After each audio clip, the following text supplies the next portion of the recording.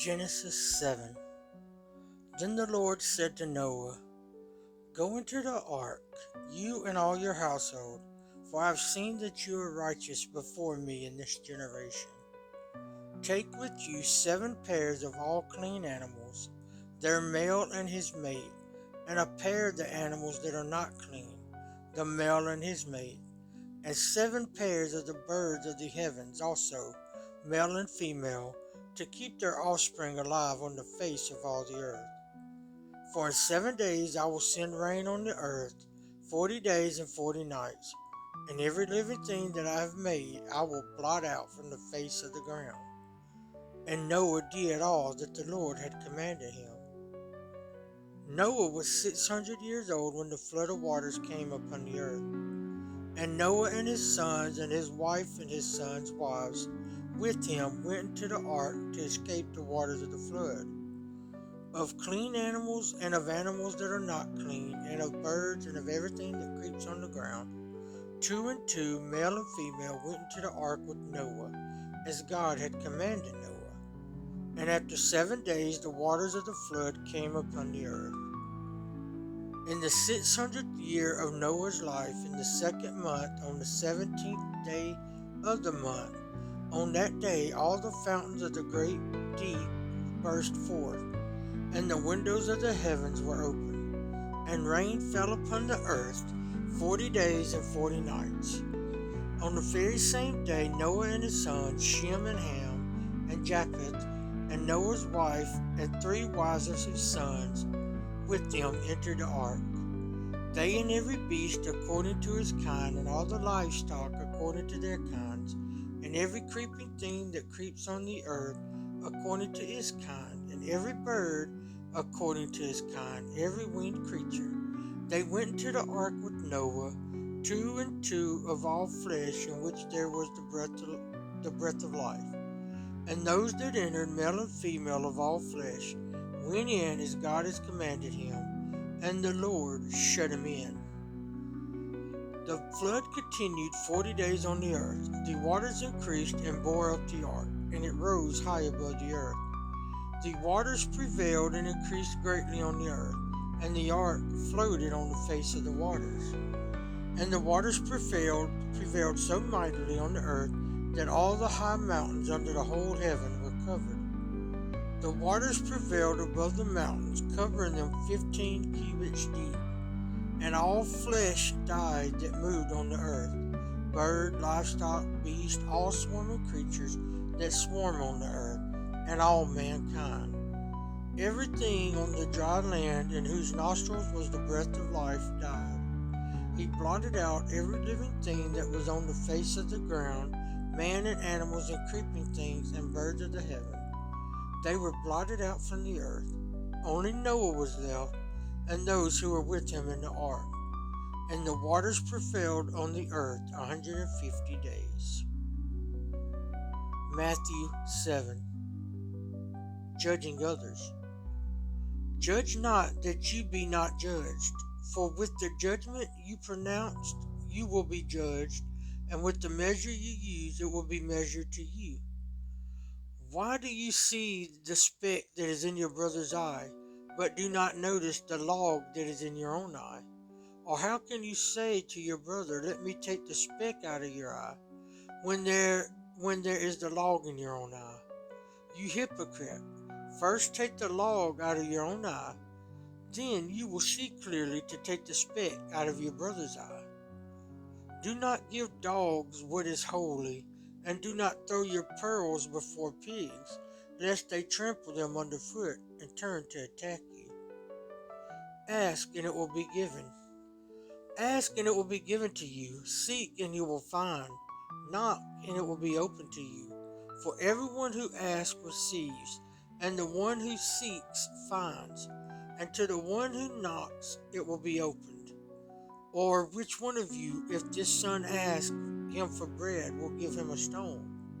Or if he asks for a fish, will give him a serpent? If you then, who are evil, know how to give good gifts to your children, how much more will your Father who is in heaven give good things to those who ask him?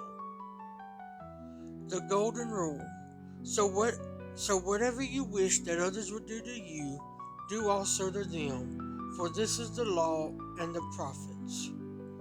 Enter by the narrow gate, for the gate is wide and the way is easy that leads to destruction, and those who enter by it are many. For the gate is narrow and the way is hard that leads to life, and those who find it are few. A tree and its fruits. Beware of false prophets who come to you in sheep's clothing, but inwardly are ravenous wolves. You will recognize them by their fruits. Are grapes gathered from thorn bushes, or figs from thistles? So every healthy tree bears good fruit, but the diseased tree bears bad fruit. A healthy tree cannot bear bad fruit, nor can a diseased tree bear good fruit. Every tree that does not bear good fruit is cut down and thrown into the fire. Thus you will recognize them by their fruits. I never knew you. Not everyone who says to me, Lord, Lord, will enter the kingdom of heaven, but the one who does the will of my Father who is in heaven. On that day many will say to me, Lord, Lord, did we not prophesy in your name, and cast out demons in your name, and do many mighty works in your name? And then I will declare to them, I never knew you. Depart from me, you workers of lawlessness. Build your houses on the rock. Everyone then who hears these words of mine and does them will be like a wise man who built his house on the rock. And the rain fell, and the floods came, and the winds blew and beat on that house. But it did not fall, because it had been founded on the rock. And everyone who hears these words of mine and does not do them will be like a foolish man who built his house on the sand. And the rain fell, and the floods came, and the winds blew and beat against that house, and it fell, and great was the fall of it. The authority of Jesus. And when Jesus finished these sayings, the crowds were astonished at his teaching, for he was teaching them as one who had authority, and not as their scribes. Ezra 7. Ezra sent to teach the people. Now after this, in the reign of Artaxerxes, king of Persia, Ezra the son of Syria, son of Azariah, son of Hilkiah, son of Shallum, son of Zodok, son of Ahitub, son of Amariah, son of Azariah, son of Marioth, son of Zariah, son of Uzi, son of Bukai, son of Abishua, son of Phinehas, son of Eleazar, son of Aaron the chief priest. This Ezra went up from Babylonia. He was a scribe skilled in the law of Moses, that the Lord the God of Israel had given, and the king granted him all that he had asked, for the hand of the Lord his God was on him. And there went up also to Jerusalem in the 7th year of Artaxerxes the king, some of the people of Israel, and some of the priests and Levites, the singers and gatekeepers, and the temple servants. And Ezra came to Jerusalem in the 5th month, which was in the 7th year of the king. For on the 1st day of the 1st month he began to go up from Babylonia, and on the 1st day of the 5th month he came to Jerusalem, for the good hand of his God was on him. For Ezra had set his heart to study the law of the Lord, and to do it, and to teach his statutes and rules in Israel. This is a copy of the letter that King Artaxerxes gave to Ezra the priest, the scribe, a man learned in matters of the commandments of the Lord, and his statutes for Israel. Artaxerxes, king of kings, to Ezra the priest, the scribe of the law of God of heaven, peace. And now I make a decree that any one of the people of Israel, or their priests or Levites in my kingdom, who freely offers to go to Jerusalem, may go with you.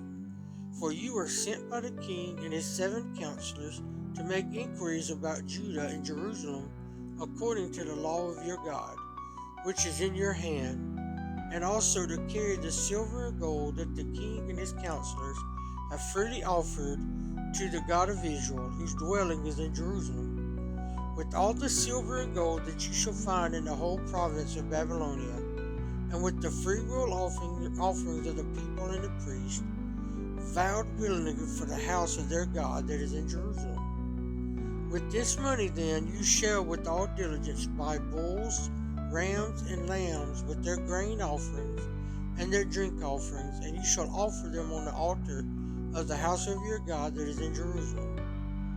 Whatever seems good to you and your brothers to do with the rest of the silver and gold, you may do according to the will of your God. The vessels that have been given you for the service of the house of your God, you shall deliver before the God of Jerusalem. And whatever else is required for the house of your God, which it falls to you to provide, you may provide it out of the king's treasury. And I, Artaxerxes the king, make a decree to all the treasurers in the province beyond the river. Whatever Ezra the priest, the scribe of the law of the God of heaven, requires of you, let it be done with all diligence. Up to 100 talents of silver, 100 cores of wheat, 100 baths of wine, 100 baths of oil, and salt without prescribing how much. Whatever is decreed by the God of heaven, let it be done in full. For the house of the God of heaven, let his wrath be against the realm of the king and his son.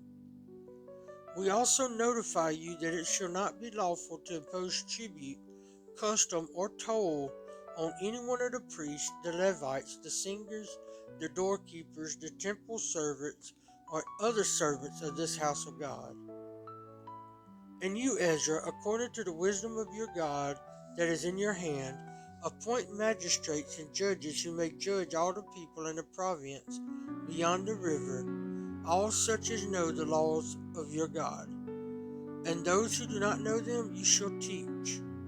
Whoever will not obey the law of your God and the law of the king, let judgment be strictly executed on him, whether for death or for banishment or for confiscation of his goods, or for blessed be the Lord, the God of our fathers, who put such a thing as this into the heart of the king, to beautify the house of the Lord that is in Jerusalem, and who extended to me his steadfast love before the king and his counselors, and before all the king's mighty officers.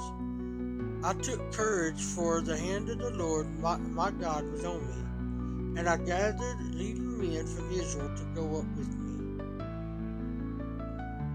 Acts 7. Stephen's speech. And the high priest said, Are these things so? And Stephen said, Brothers and fathers, hear me. The God of glory appeared to our father Abraham when he was in Mesopotamia, before he lived in Haran, and said to him, Go out from your land and from your kindred, and go into the land that I will show you. Then he went out from the land of the Chaldeans and lived in Haran. And after his father died, God removed him from there into this land in which you are now living.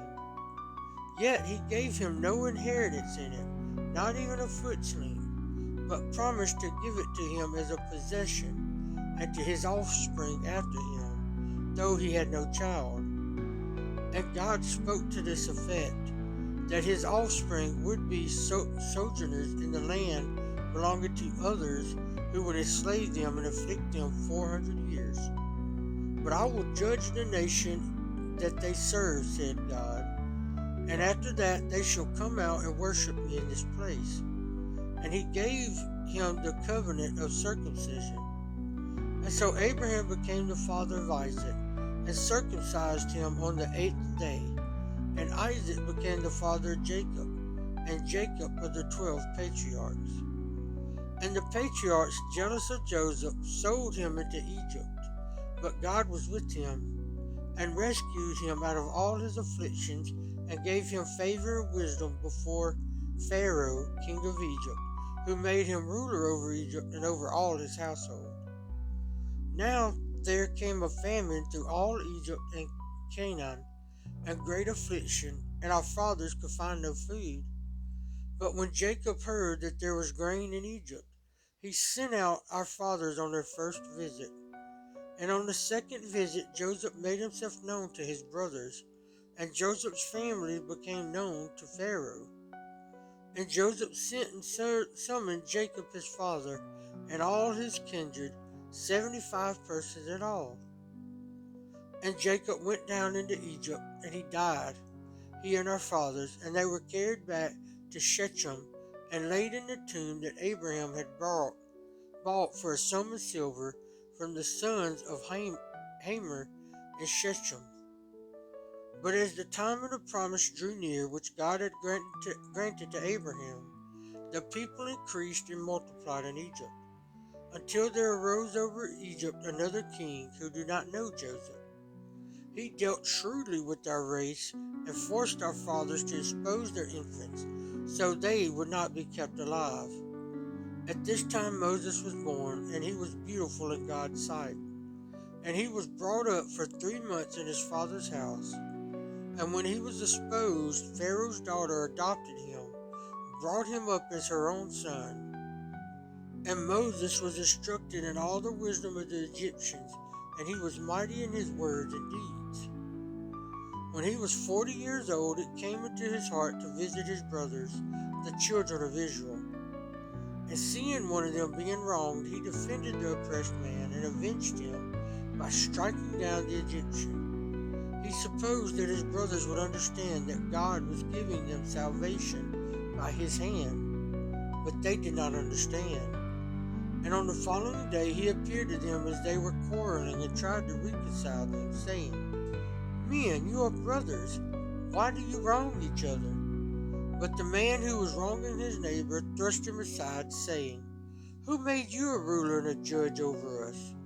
Do you want to kill me as you killed the Egyptian yesterday? At this retort Moses fled and became an exile in the land of Midian, where he became the father of 2 sons. Now when 40 years had passed, an angel appeared to him in the wilderness of Mount Sinai, in a flame of fire in a bush. When Moses saw it, he was amazed at the sight, and as he drew near to look, there came the voice of the Lord. I am the God of your fathers, the God of Abraham, and of Isaac, and of Jacob. And Moses trembled and did not dare to look. Then the Lord said to him, Take off the sandals from your feet, for the place where you are standing is holy ground. I have surely seen the affliction of my people who are in Egypt, and I've heard their groaning, and I've come down to deliver them. And now come, I will send you to Egypt. This Moses whom they rejected, saying, Who's made you a ruler and a judge? This man God sent as both ruler and redeemer by the hand of the angel who appeared to him in the bush. This man led them out, performing wonders and signs in Egypt, at the Red Sea, and in the wilderness for 40 years. This is the Moses who said to the Israelites, God will raise up for you a prophet like me from your brothers. This is the one who was in the congregation in the wilderness with the angel who spoke to him at Mount Sinai, and with our fathers. He received living oracles to give to us. Our fathers refused to obey him, but thrust him aside, and in their hearts they turned to Egypt, saying to Aaron, Make for us gods who will go before us. As for this Moses who led us out from the land of Egypt, we do not know what has become of him. And they made a calf in those days, and offered a sacrifice to the idol, and were rejoicing in the works of their hands. But God turned away and gave them over to worship the host of heaven, as it is written in the book of prophets. Did you bring to me slain beasts and sacrifices during the 40 years in the wilderness, O house of Israel? You took up the tent of Moloch and the star of your god Rephaim, the images that you made to worship. And I will send you into exile beyond Babylon. Our fathers had the tent of witness in the wilderness, just as he who spoke to Moses directed him to make it, according to the pattern that he had seen. Our fathers in turn brought it in with Joshua when they dispossessed the nations that God drove out before our fathers. So it was until the days of David, who found favor in the sight of God and asked to find a dwelling place for the God of Jacob. But it was Solomon who built a house for him. Yet the Most High does not dwell in houses made by hands, as the prophet says, "Heaven is my throne, and the earth is my footstool. What kind of house will you build for me, says the Lord? Or what is the place of my rest? Did not my hand make all these things? You stiff-necked people, uncircumcised in heart and ears, you always resist the Holy Spirit. As your fathers did, so do you. Which of the prophets did your fathers not persecute? And they killed those who announced beforehand the coming of the righteous one, whom you have now betrayed and murdered. You who received the law as delivered by angels and did not keep it." The stoning of Stephen. Now when they heard these things, they were enraged, and they ground their teeth at him.